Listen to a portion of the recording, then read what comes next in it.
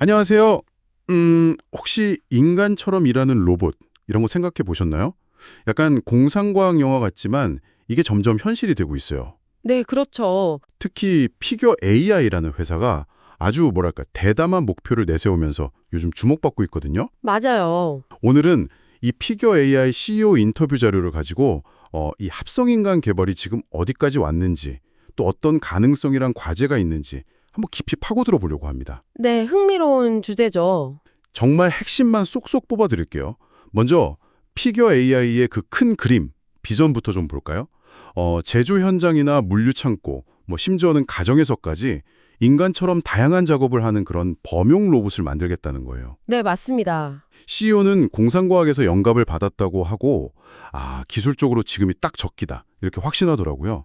심지어 역사상 가장 큰 비즈니스이자 제품 출시가 될 것이라고까지 말했어요. 대단한 자신감인데요. 이게 단순히 로봇을 넘어서, 그러니까 인간이랑 거의 똑같이 다양한 일을 할 수 있는 존재, 합성인간을 만들겠다는 거잖아요. 네네. 이건 뭐 전 세계적인 노동력 부족 문제나 아니면 생산성 향상 같은 좀 거시적인 경제 맥락하고도 연결이 되는 거죠. 그냥 기계가 아니라 경제 구조 자체를 바꿀 수 있다. 이런 잠재력을 보는 거예요. 그 비전, 정말 대단하긴 한데요. 근데 이게 그냥 말로만 하는 계획이 아니라 진짜로 뭔가 진행이 되고 있는 건가요? 보여주는 게 좀 있어야 할 텐데요. 네, CEO 말로는요. 이미 BMW 공장에서 피겨2라는 로봇이 매일 실제 작업을 하고 있다고 해요. 아, 진짜요? BMW 공장에서요? 네, 뭐 차체 공장에서 금속판 옮기는 그런 단순 작업부터 시작을 했고요. 근데 여기서 진짜 중요한 건 이 로봇들이 원격 조종이 아니라 완전한 자율성을 목표로 한다는 점이에요. 아, 그러니까 사람이 이렇게 조종하는 게 아니고 로봇이 스스로 판단하고 움직인다. 이 말씀이시죠? 네, 바로 그거죠. 그럼 BMW하고 파트너십 맺은 거는 단순히 로봇 판매 계약이라기보다는 뭐랄까 일종의 실전 훈련소 같은 느낌인가요? 정확하게 보셨어요. 그냥 로봇 파는 게 목적이 아니고 실제 공장이라는 복잡하고 예측 불가능한 환경 있잖아요. 네, 그렇죠. 거기서 로봇이 매일 안정적으로 돌아가게 만드는 그 운영 노하우.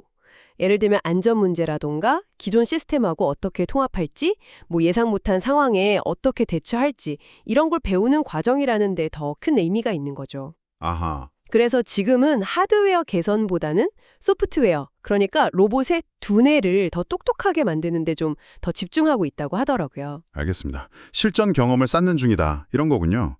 그런데 제가 더 놀란 건 스케일인데요. CEO가 4년 안에 로봇을 10만 대나 출하하겠다고 했어요. 아니면 로봇 만드는 게 뭐 장난감 조립도 아닐 텐데 그게 정말 가능한 건가요? 정말 대담한 목표죠.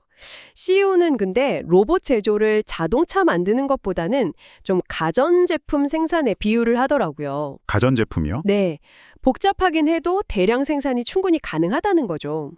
실제로 다음 모델인 피규어 3는 이전 모델보다 90% 이상 저렴하게 만들고 있다고 막 자신하더라고요. 90%나요? 와, 그 비결이 뭘까요? 그게 바로 수직적 통합 전략인데요. 수직적 통합이요? 네. 하드웨어 설계부터 시작해서 뭐 전자부품, 소프트웨어, AI 모델 개발하고 훈련시키고 제조하고 또 현장에 통합하고 서비스까지 로봇 관련된 거의 모든 것을 직접 다 한다는 거예요. 와, 정말 다 하네요. 근데 그게 꼭 좋은 것만은 아닐 수도 있잖아요. 뭐 이것저것 다 하려다가 오히려 경쟁력이 좀 떨어질 수도 있을 것 같은데 전문 분야에 집중하는 회사들도 많으니까요. 그 점도 날카로운 지적이신데요. 분명 그런 위험도 있죠. 하지만 CEO는 로봇이 자율적으로 일을 하고 그 노동력 자체를 팔려면 이 모든 과정을 직접 통제하는 것밖에는 답이 없다고 강조해요. 그러니까 부분적인 기술만 가지고는 완전한 솔루션을 제공할 수 없다. 이런 판단인 거죠. 그렇군요. 완전한 일꾼을 만들려면 그냥 처음부터 끝까지 다 책임져야 한다. 이런 거네요. 그럼 그 일꾼의 핵심이라고 할 수 있는 AI, 인공지능은 어떻게 개발하고 있나요? 이것도 직접 다 하는 건가요? 네, 기본적으로는 오픈소스 모델을 좀 활용하기는 하지만 핵심적인 데이터 수집이나 모델 개발, 훈련 과정은 전부 자체적으로 수행합니다. 스스로 휴머노이드 로봇 AI 분야에서는 우리가 세계 최고다 이렇게 자부할 정도예요. 오, 예를 들면 물류창고에서 크기랑 모양이 제각각인 택배 상자 있잖아요. 그런 걸 알아서 다루거나 심지어 훈련 데이터에는 없던 딸기를 으스러뜨리지 않고 조심스럽게 짚는 그런 섬세한 작업까지 가능하다고 해요. 딸기를 짚는 로봇이라. 재밌네요. 그런데 AI를 똑똑하게 만들려면 엄청난 데이터랑 또 컴퓨팅 파워 이런 게 필요하지 않나요? 맞습니다. 그런데 여기서 CEO의 좀 흥미로운 관점이 나와요. 지금 가장 큰 병목 현상은 더 많은 GPU, 그러니까 그래픽 처리 장치 같은 컴퓨팅 파워가 아니라는 거예요. 아, 그게 아니에요? 네, 현장에 실제 배치돼서 데이터를 생성하는 로봇의 수가 더 부족하다는 겁니다. 이걸 데이터 문제이자 로봇 문제라고 표현하더라고요. 잠깐만요. 그 말은 정말 중요해 보이는데요. 보통 기술이라는 게 처음엔 비싸잖아요. 그런데 여기서는 현장에 로봇이 많아져서 데이터를 많이 모으면 모을수록 전체 로봇들이 집단적으로 더 똑똑해지고 동시에 대량 생산으로 비용은 더 낮아진다. 뭐 이런 건가요? 바로 그겁니다. 로봇들이 현장에서 얻은 경험이나 학습 내용을 네트워크를 통해 서로 막 공유하면서 집단 지성이 향상되는 거죠. 와, 이렇게 되면 가장 똑똑한 로봇이 역설적으로 가장 저렴해지는 그런 승자 독식 구조가 될 수 있다는 겁니다.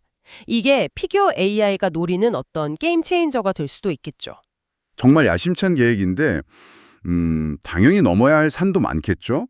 회의적인 시선도 있을 테고 또 경쟁자들도 있을 텐데요. 물론입니다. CEO 본인도 이런 점을 잘 알고 있고요. 그래서 외부 활동보다는 제품 개발에 좀 더 집중하는 모습을 보이고 있어요. 특히 테슬라의 옵티머스 같은 아주 강력한 경쟁자는 무시할 수 없죠. 아, 테슬라 옵티머스. 그렇죠. 네, 테슬라의 그 막강한 제조 역량이랑 AI 기술력을 등에 업고 있으니까요. 피겨 AI가 이들이랑 어떻게 좀 차별화하고 경쟁 우위를 확보할지가 중요한 관전 포인트가 될 것 같아요. 그럼 피겨 AI는 뭘 내세우고 있는 건가요? 경쟁에서 이기려면 뭔가 있어야 할 텐데요. CEO는 일단 충분한 자금력, 그러니까 훈련이나 제조, 인재 유치에 필요한 자본은 충분히 가지고 있다고 하고요. 그리고 실제 현장에서의 진행 상황, 예를 들어 아까 말씀드린 BMW와의 협력 같은 실질적인 진전 면에서는 자기들이 앞서 있다고 주장을 합니다. 네. 과거 경험 때문에 IPO, 그러니까 기업 공개에는 아직 좀 신중한 입장이긴 하지만 그래도 기술 개발하고 상용화에 대한 의지는 아주 강해 보입니다. 자, 그럼 정리해보죠. 공상과학 같았던 이 휴머노이드 로봇이 생각보다 우리 곁에 꽤 가까이 다가오고 있습니다. 피겨 AI 전략의 핵심은 결국 인간처럼 자율적으로 일을 하는 로봇을 만들기 위해서 하드웨어부터 AI까지 싹 다 통합하고 실제 현장에서의 집단 학습을 통해서 로봇들을 더 똑똑하고 또 저렴하게 만드는 것이다. 이렇게 볼 수 있겠네요. 네, 맞습니다. 자, 이 모든 것이 듣고 계신 당신에게는 과연 무엇을 의미할까요? 당장 노동시장의 변화부터 시작해서요, 경제 구조, 생산성, 그리고 우리 일상생활 방식에 이르기까지 그 잠재적인 영향력은 정말 어마어마할 수 있습니다. 새로운 기회랑 또 도전 과제가 동시에 주어지는 셈이죠. 마지막으로 이런 질문 한번 던져봅니다.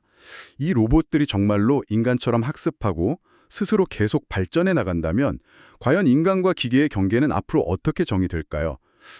한번 깊이 생각해 볼 만한 그런 흥미로운 질문인 것 같습니다.